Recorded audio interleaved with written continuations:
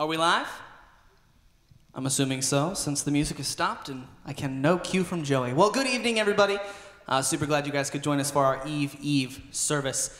My name is Matthew Parker, and I've got the Awesome Point Band here with me, and we are going to sing some songs about God and some songs to God with you this Christmas season. I'd like to invite you guys to join us. Why don't you take it away, Rodney?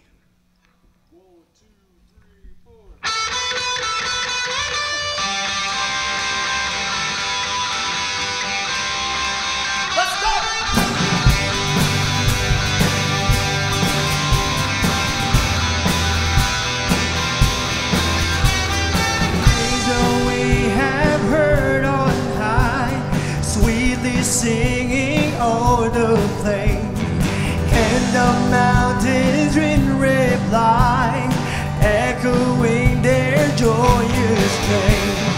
Glory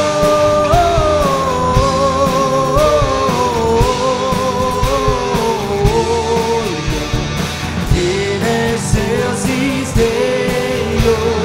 Glory.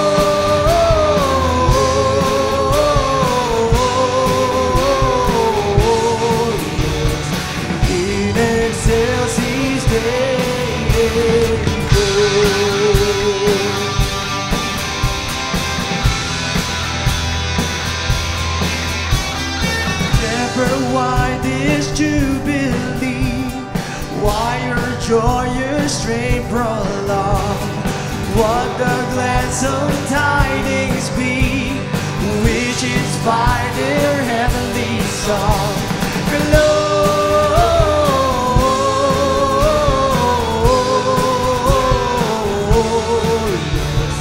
in excelsis Deo.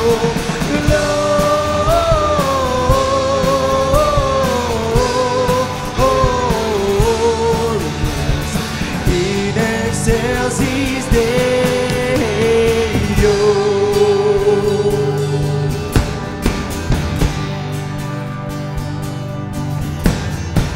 Come to Bethlehem and see him who birthed the angels sing. Come adore on bended knee, cries our Lord, our newborn King. Lord,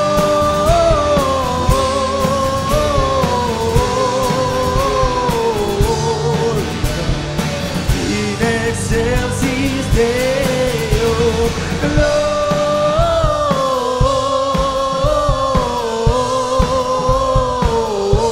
glorious in excelsis Deo,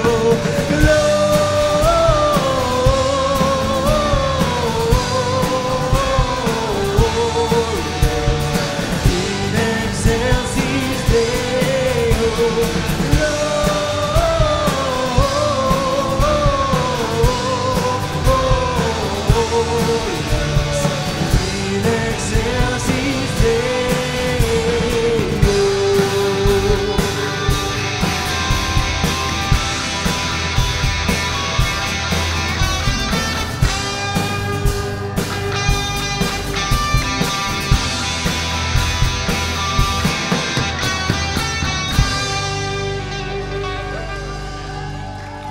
Once again, welcome everybody. I know that you're all not here to be able to with us in this room right now, but I can tell that you're joining with us online, and I'm so glad that we can reach out through the lens and invade your home right now. Why don't you join us for another song?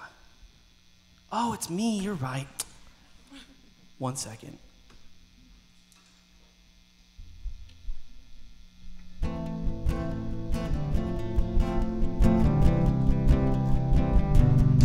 Now it's you.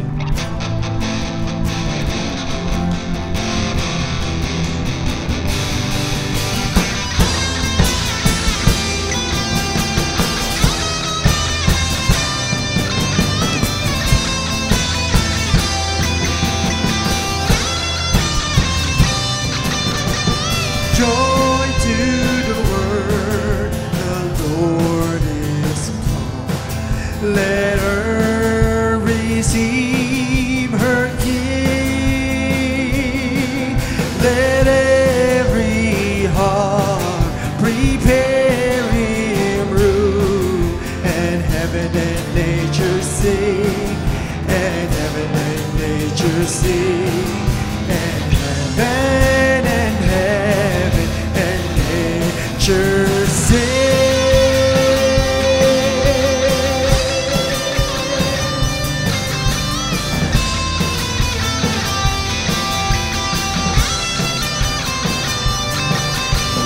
Joy to the world, the Savior reign.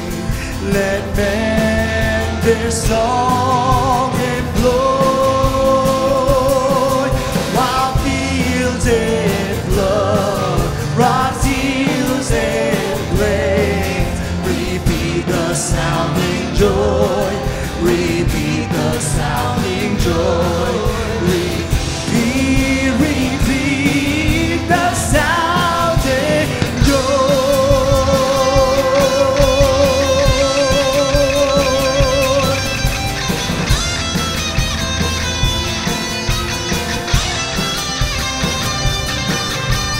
Joy to the world. Joy to the world. Let's go!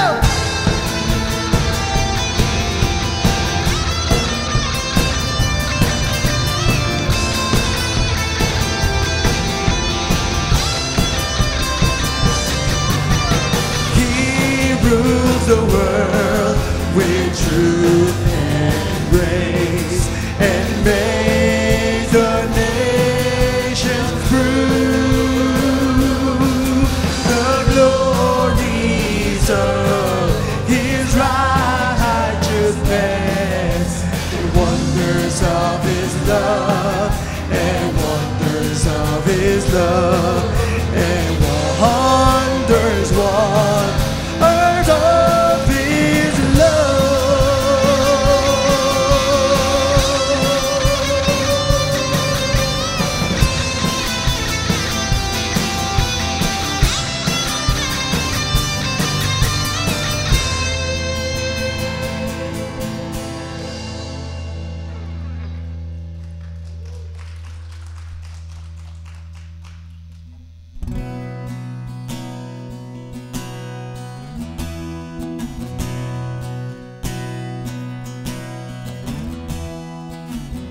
So the state of the world right now, the state of the U.S., it's pretty grim. It's a pretty unique Christmas.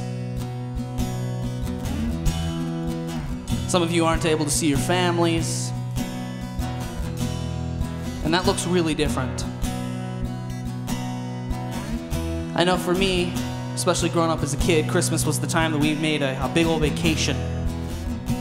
We'd drive 8 hours and go see my grandparents and spend Christmas at their house. You know what's really interesting is on those trips, at least 2 of them, I had pneumonia. So I guess Christmas for me as a kid wasn't actually all that different. But for the rest of us, it is really weird. It's a strange season. For lots of us, it's a season of loneliness, of hopelessness, all around pretty grim. So in selecting the songs for this evening, this was one of the first ones that came to mind. It speaks to the seasons in our lives that we all go through that seem to drag on and on and on. Now, there's a hope in those seasons just like there's a hope in this season. So I encourage you guys to just sit back and listen to what the Lord has to say to you this evening through this song.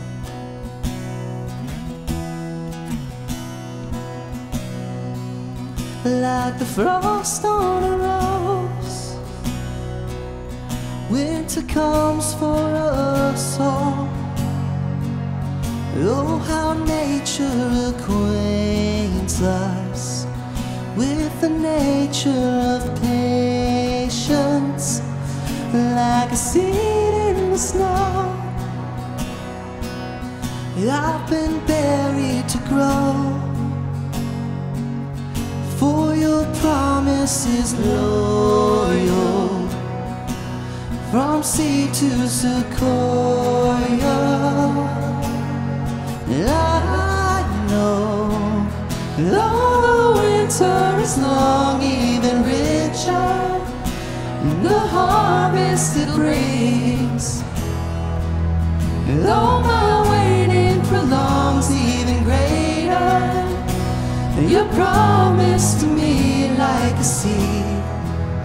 I believe that my season will come.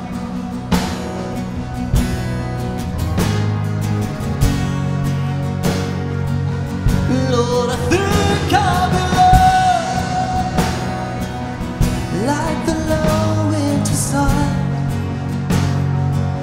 And as I gaze, I am blinded in the light of your brightness, like a fire to the snow.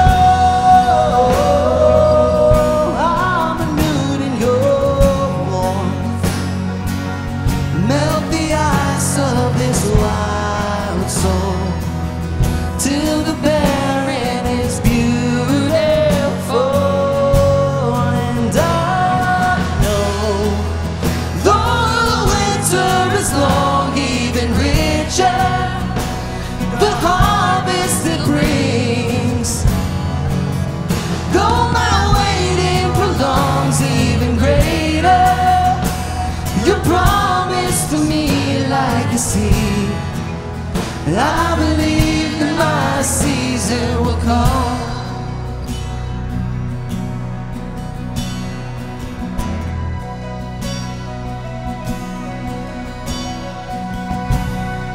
I can see the promise, I can see the future. You're the God of seasons, and I'm just in the winter. If all I know of harvest is that it's worth my patience, then if you're not done working, God, I'm not done waiting. You can see my promise even in the winter, 'cause you're the God of greatness, even in a manger. If all I know of seasons is that you take your time, you could have sent us in a second. Instead you sent a child.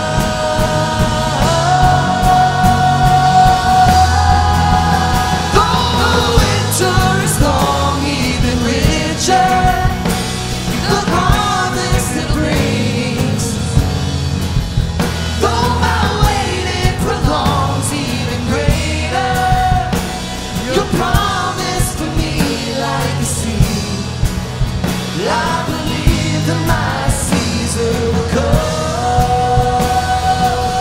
And when I finally see my tree, I believe that my season will come.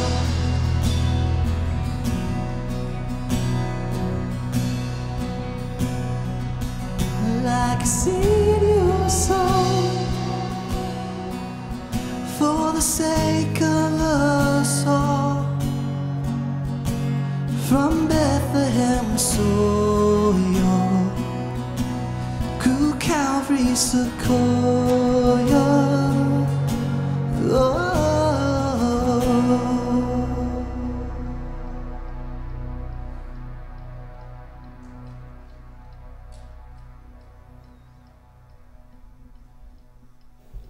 Mr. Willoughby's Christmas Tree by Robert Barry.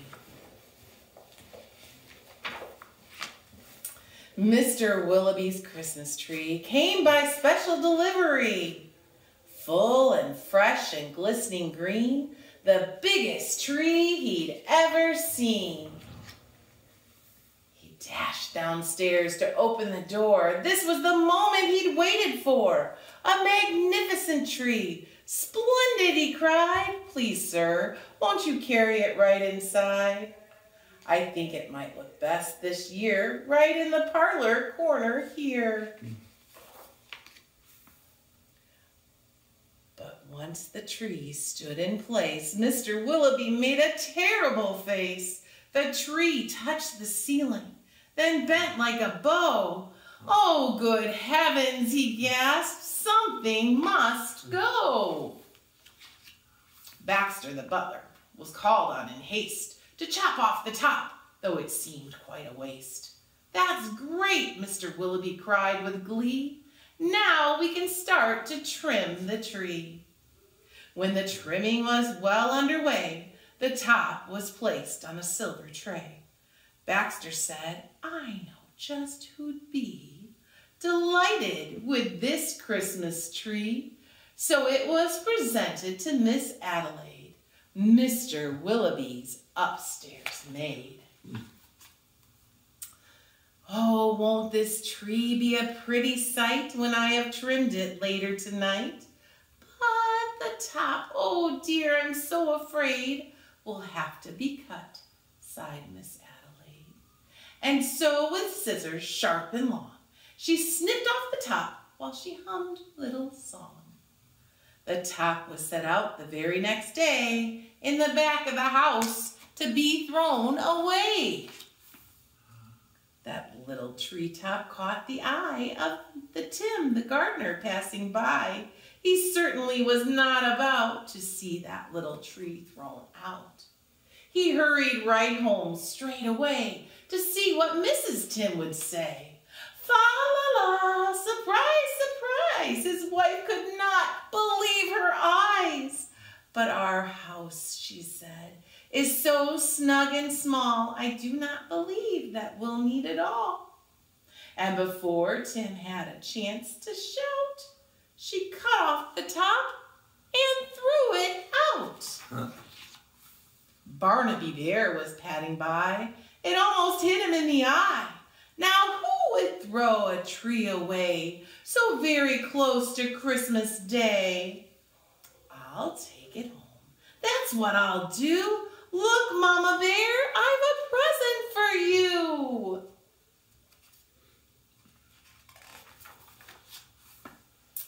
Isn't it a pretty tree? Yawned Mama Bear quite drowsily. Before we go to sleep this year, let's have a party for Christmas, dear. But Little Bear, standing off far, cried out, that tree won't hold a star. Barnaby said, let's cut a hunk off the bottom here at the trunk. But Mama Bear just shook her head and sliced the treetop off instead. Jolly by golly, Barnaby said with a kick. Mama, that surely is just the right trick. Let's trim it with bells and honey rings, some berries and tinsel and popcorn strings. Mama said, trim it just as you like. I've got to tidy up for the night. This top we won't need anymore. I'll just put it outside the door. Well, later on that frosty night, Frisky Fox came into sight. He spied the treetop, rubbed his chin, opened his sack, and stuffed the top in. He scampered home and jumped the gate. This Christmas present couldn't wait. It even better than a mincemeat pie, said Mrs. Fox with a happy sigh. Then the foxes saw that their Christmas prize was just a wee bit oversized. There, my dears, now don't you worry. I'll fix this up in a hurry. Benjamin Rabbit found it then, just outside the fox's den. It seems, he thought, most certainly, Santa left this just for me. Look, he cried, at the tree I found. With that, he called his family round, and then there was merrymaking, rollicking, frolicking, carrot-shaking celebration around the tree, and they were all as happy as rabbits can be. Benjamin Rabbit, with his own hand, sliced a carrot to make a stand. Now, let's see how this will look in our little chimney nook. But right away, the children cried, "Look, it's leaning off to one side." "Oh, it's too tall, that's all," said Mrs. Rabbit. And as though it were a summer carrot, she gave it a chop and threw away the top. Then Mistletoe Mouse just happened to see that tiny tip of a Christmas tree. He pulled it through the snow and ice, up the stairs. He fell down twice. And as he reached his cozy house, he just said that this is the right size Mrs. Mouse. Then at the top, if you please, they'll put a star made out of cheese. Oh, wasn't it grand to have a tree exactly like Mr. Willoughby? And that is the end of Mr. Willoughby's Christmas tree.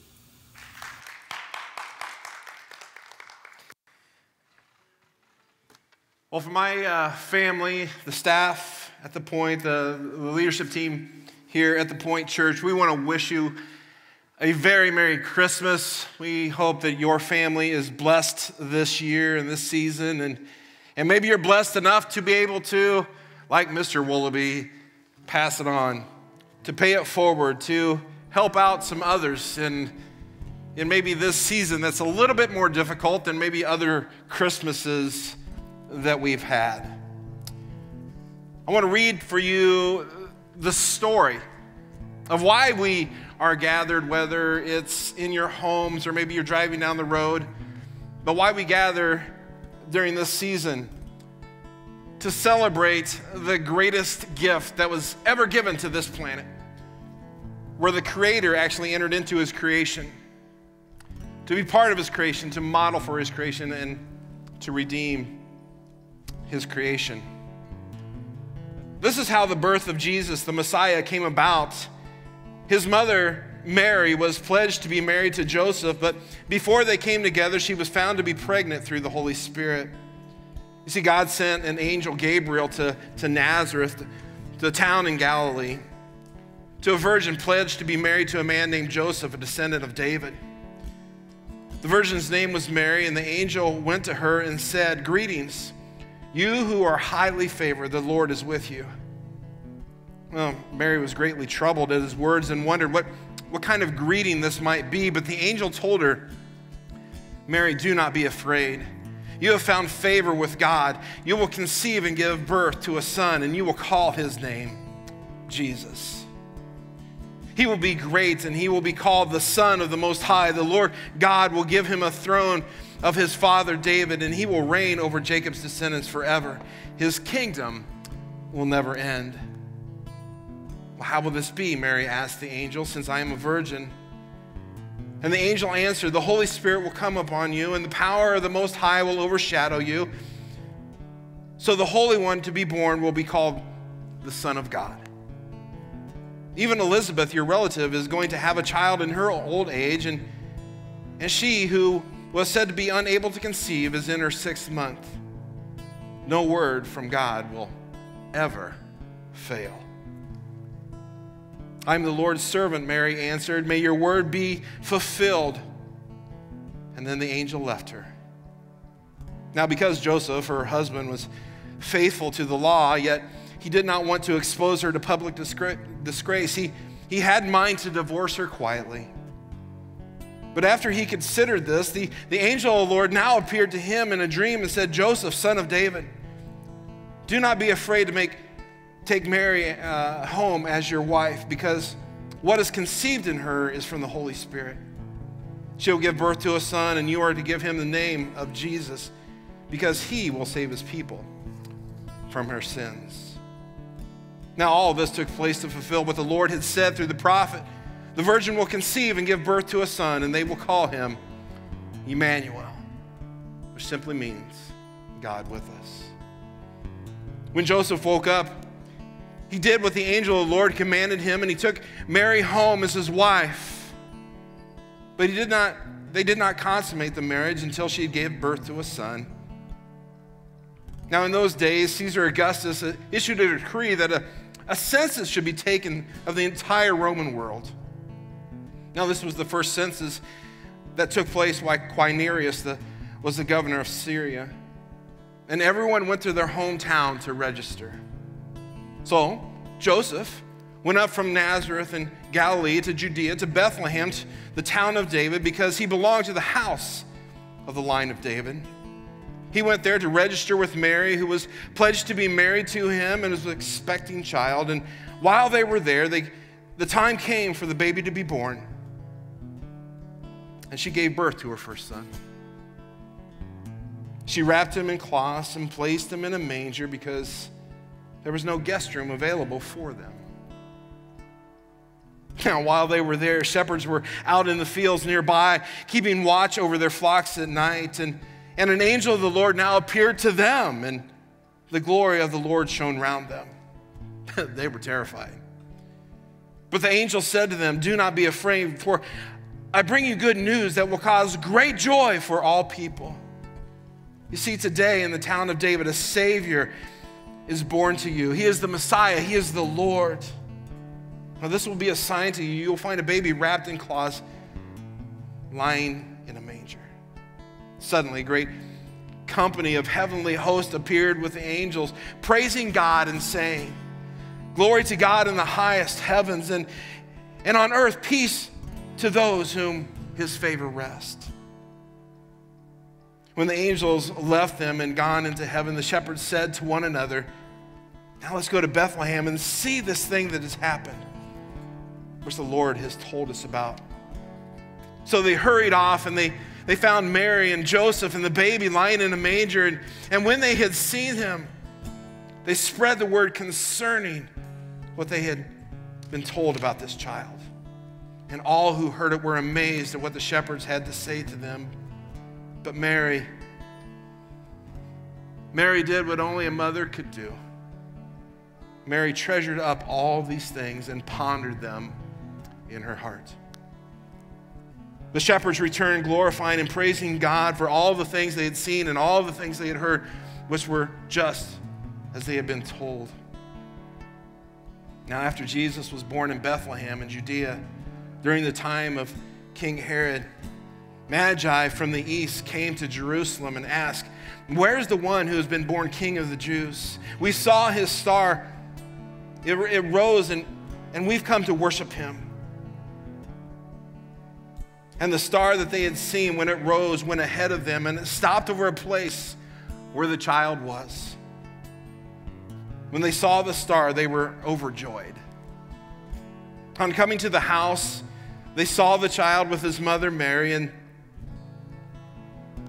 they simply bowed. They bowed down and they worshiped him.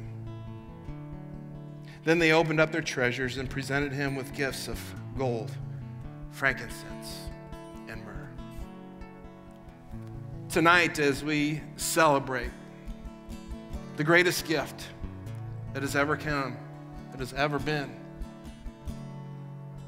the gift of the Creator coming into his creation to redeem his creation, I pray that just as the wise men, the magi, the shepherds, the angels rejoiced, we too can rejoice in the birth of our Savior, Jesus Christ.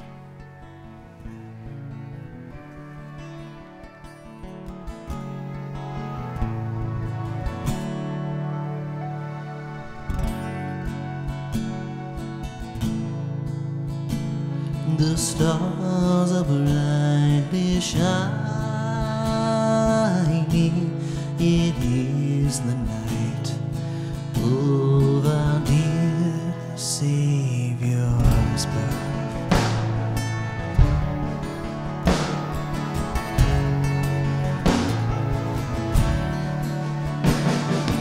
Long lay the world in sin and error pining,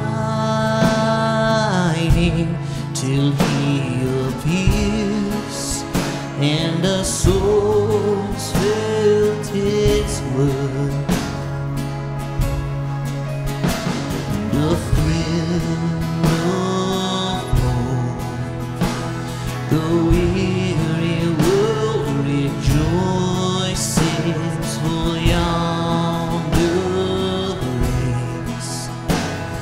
new and glorious morn.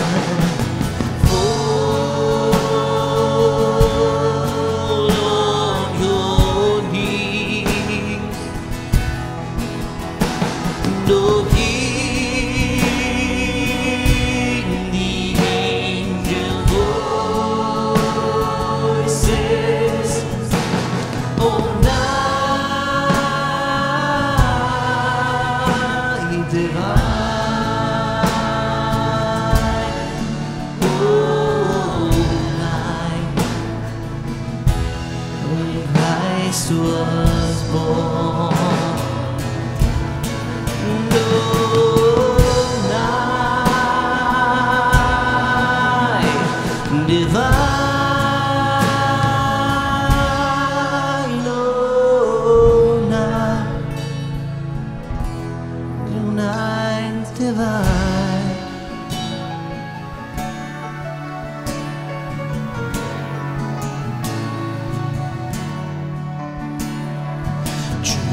Truly he taught us to know one another.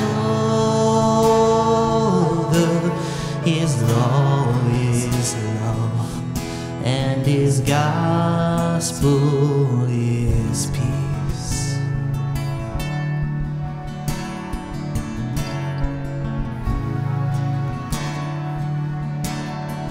Chain shall he break, for the slave is our brother, and in his name all oppression shall cease. Sweet hymns of joy in grateful chorus raise we, let all within us praise his holy name. Christ is the Lord. Oh, praise his name forever. His power and glory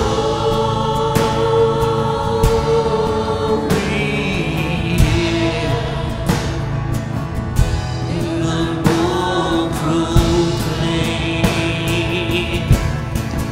His power and glory,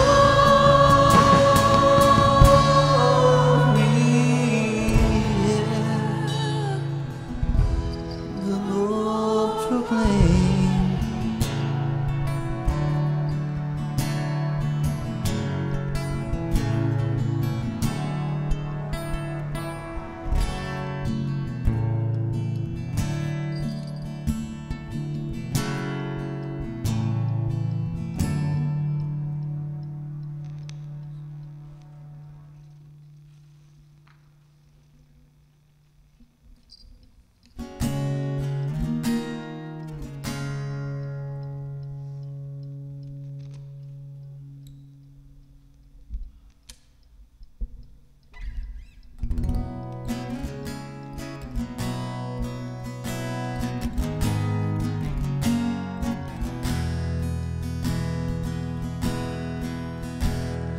Children weep no more,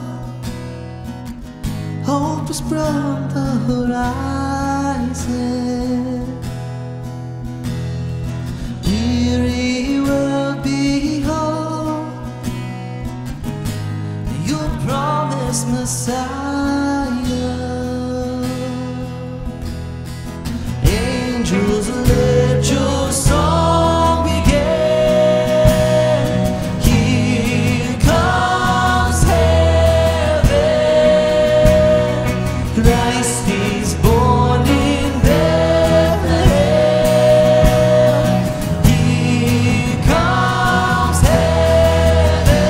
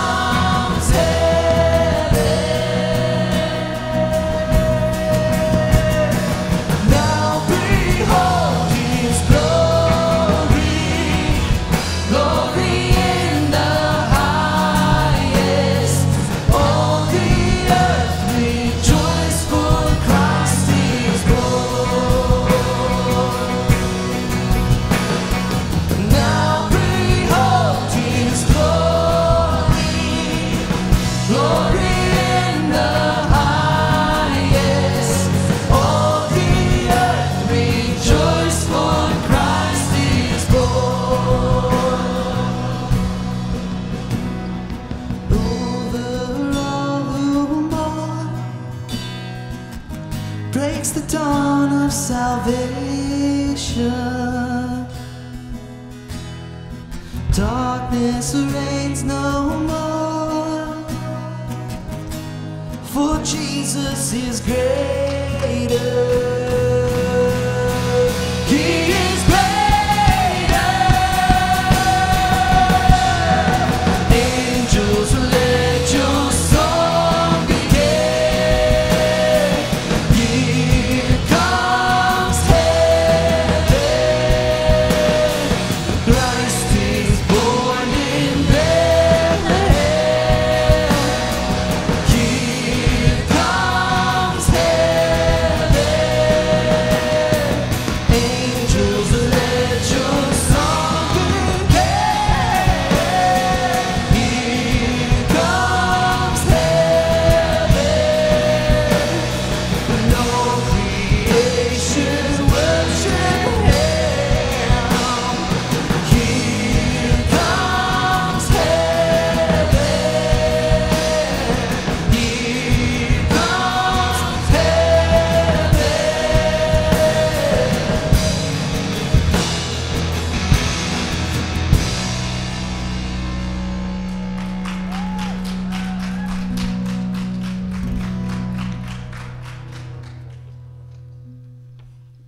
It has been a pleasure and an honor getting to worship with you guys this evening. The youth group guys, you guys are super awesome to have in the room. And for all the rest of you who couldn't make it this evening, we're excited to send you off with one last big song. And Gio's up excited about the lights, so thank you, Gio, on the lights. But we got one big last song for you guys, and we hope that you guys enjoy it. Take it away, Aaron.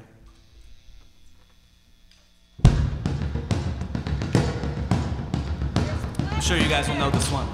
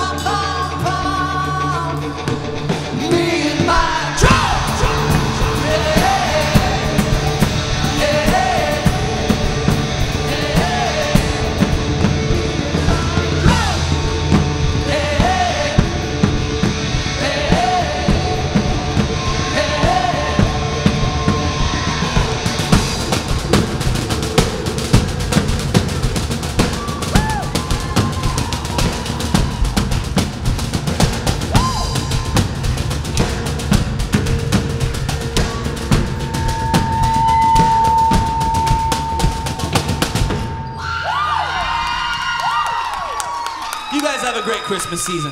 Good night.